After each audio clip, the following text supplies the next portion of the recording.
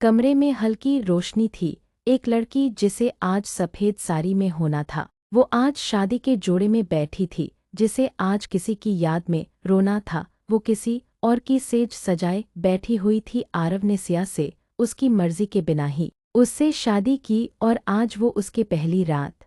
सिया बहुत ही खूबसूरत लड़की थी, पर उसकी ये खूबसूरती उसके लिए सजा बन गई जब आरव ने उसके पति को मार दिया और खुद जबरदस्ती उससे शादी कर ली। वो उससे पागलों की तरह प्यार करता था, पर उसका ये प्यार नहीं, उसका जुनून था। पिया की अभी अभी 1 महीने पहले ही शादी हुई थी और वो अपने पति से बहुत प्यार करती थी। उसका पति दिखने बहुत सीधा और हमेशा लोगों से प्यार से बात करता था। वो पिया को किसी रानी की तरह रखता था। उन लोगों के पास कुछ ज्यादा पैसे नहीं थे, फिर भी खुश रहते थे। उसका पति मानव एक छोटी सी जॉब करता था एक बड़ी कंपनी में, पर सिया की जिंदगी मानो बिखर गई जब उसके पास उसकी माँ का फोन आया। सिया जमीन पर गिर पड़ी। उसकी माँ ने उसे कहा, सिया, आरव ने हमें ढूंढ लिया है। वो आज घर आया था। दादी के ऊपर गन रख दी, इसलिए मुझे उसे बताना पड़ा कि तुम मानव के साथ शिमला में है। सिया की आंखों में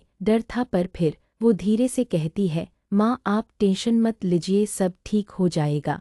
उसने अपनी आंखें बंद की और वहीं बैठे गई और अपने अतीत में डूब गई। ये 4 महीने पहले की बात थी जब वो पहली बार आरव से मिली थी। जब वो गलती से आरव की कार का शीशा तोड़ देती, पेड़ से आम तोड़ने के चक्कर में पत्थर सीधा आरव की कार को लगता है। आरव रायज़ादा एक बहुत हैंडसम अमीर बाप की औलाद, वो खुद भी एक अच्छा बिजनेसमैन था। लड़कियों के साथ खेलना उसका शौक था। एक माफिया गैंग का लीडर था वो। जैसे ही आरव ने सिया की तरफ देखा, उसने अपनी आंखों से काला चश्मा हटाया और उसे देखता ही रह गया। सिया कार के पास आती है और कहती है, मुझे माफ कर दो, ये गलती से हो गया, मैं फाइन भर देती हूँ, तुम मुझे पैसे बता दो। आरव उसे देखता है और कहता है, 5 लाख का है। ये सिया कुछ बोल नहीं पाती, बस देखती रह जाती है। वो धीरे से कहती है, 5 लाख तो बहुत ज्यादा है।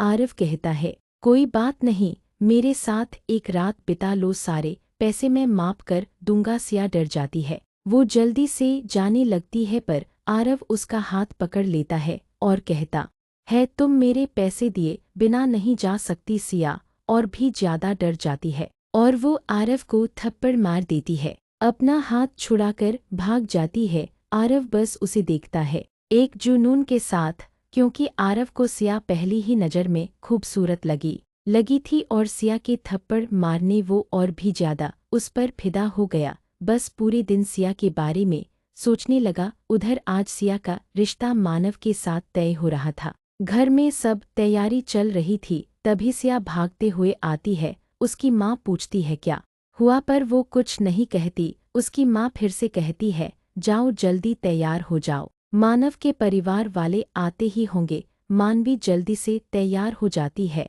और फिर सारी रस्में भी हो जाती है। पर जैसे ही सिया मानव को अंगूठी पहनाने वाली होती है, पीछे से एक आवाज आती है, अब तुम सिर्फ मेरी हो। जैसे ही उसने पीछे मुड़कर देखा, आरव उसके सामने खड़ा था। सब लोग सोच में पड़ जाते हैं। आरव कहता है, पहले मेरे 5 लाख लौटाओ, वरना तब तक तुम मेरी हो, सिर्फ मेरी। वो सिया को ऐसी नजरों से देख रहा था कि सिया बस उसके सामने कांपने लगी। सिया के पापा कहते हैं, किस बात के पैसे, तो सिया उन्हें पूरी बात बताती है। सिया के पापा आरव को पैसे दे देते हैं जो वो सिया की शादी के लिए जमा किए थे, और आरव को जाने के लिए कहते हैं, क्योंकि वो जानते थे आरव बहुत बेरहम और जिद्दी इंसान था। आरव की आंखों में गुस्सा साफ दिख रहा था। उसे पैसे नहीं, सिया चाहिए थी, वो भी एक रात के लिए, पर वो चुपचाप चला जाता है। धीरे धीरे समय बीतता गया।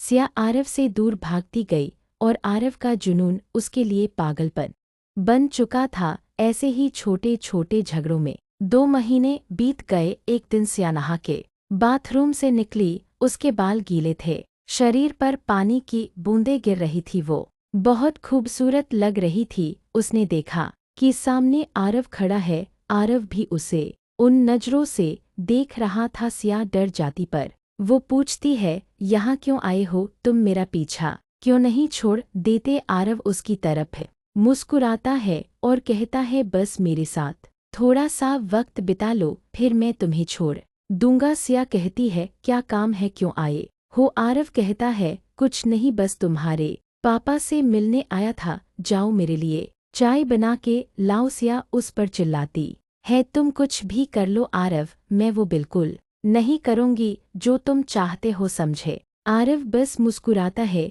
उधर सिया के पापा उदास हालत में घर आते हैं। सिया देखती है, बोलती है, पापा क्या हुआ आपको, ऐसी हालत क्यों बना रखी है। पर आरव को देखते ही उनका गुस्सा बढ़ गया और वो आरव की कॉलर पकड़ लेते हैं और कहते हैं, तुझे क्या लगता है मुझे नौकरी से निकलवा दोगे तो मैं तुम्हें अपनी बेटी दे दूंगा क्या। आरव मुस्कुराता है और सिया की तरफ देखकर कहता है, सिया तुम बहुत जल्दी ही मेरी होने वाली हो।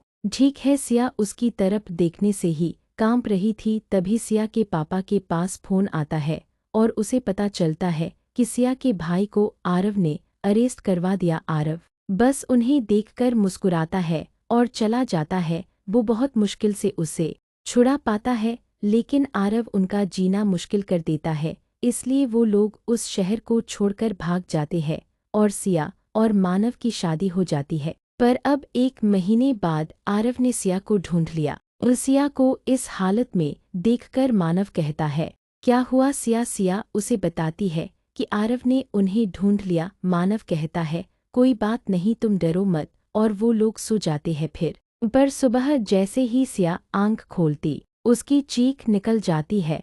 उसके सामने लाशें थी बस, और एक तरफ हाथ में बंदूक लिए आरव उसके सामने बैठा था। सिया चिल्ला के रोने लगी, मानव कहाँ है, आरव प्लीज मुझे बता दो। वो उसका कॉलर पकड़ के रोती है। आरव कहता है, वो मर चुका है जान, अब बस हम दोनों हैं। और वो सिया के सामने उसके घरवालों को बंदी बना लेता है, जिसके चलते सिया को आरव से शादी करनी पड़ती है।